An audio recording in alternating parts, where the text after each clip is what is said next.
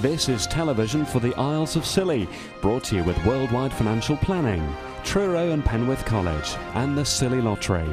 From Radio Scilly, this is scillytv.com.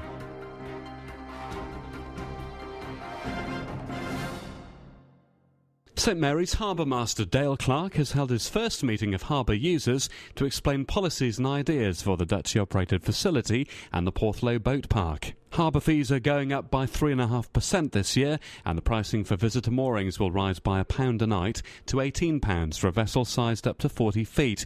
Dale said 2010 was a good year for visiting yachts, with 2,983 yacht nights and 645 nights of small craft moorings. In general, there was a 10% visitor increase over the last year. I think the original idea, as I understood it, was very good on paper. The plan was there.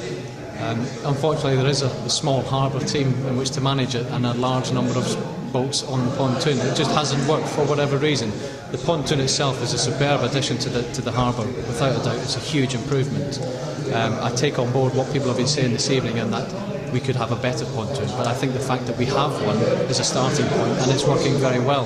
The cost of accessing the quay is going to go up as well, to £112 a year. I think the management of it will look more closely as to who is using it. Those who have paid for it should have obviously the sole right to it, and we will discourage those who abuse it.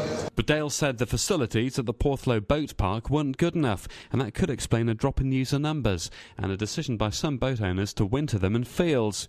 He announced that fees wouldn't rise next year, but for Richard Farr, that wasn't enough. He wanted a reduction in costs. Well, as I said in the meeting, that it would be nice if they could just sort of take the nought off the end of the fees, for instance, and make them a lot smaller. Dale says the plan is to improve services at the Porthloo boat park and bring in water and electricity. He's going to pursue funding from the local action group for a new slipway and other improvements.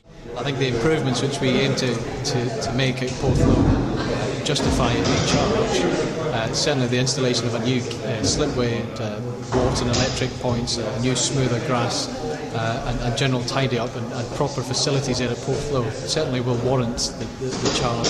But the reason, as I mentioned during the meeting, there's no increase next season due that the facilities haven't been there in the past. And until we have provided proper, suitable facilities for boat owners, then we will increase our charges accordingly as time goes on. The boat park is going to be more of a working boat facility with a designated route through it, rather than the free-roaming pedestrian access there is at the moment. One attendee voiced a concern that people may be upset if they couldn't access the seaside bench. Dale said they could be flexible and find a path through the area. In order to provide that north half of the green, keep that clear for public use. If there was a pathway, I don't think it would be too much of a problem. It's something certainly which we will look at, and I will mention at the forthcoming meeting. I don't think that is a huge difficulty to overcome. Or indeed, if we direct people down onto the beach, it's a bit more scenic down there and on the sand. Whichever way it happens, as long as people have a safe access across the boat park or the beach, then that will make us happy.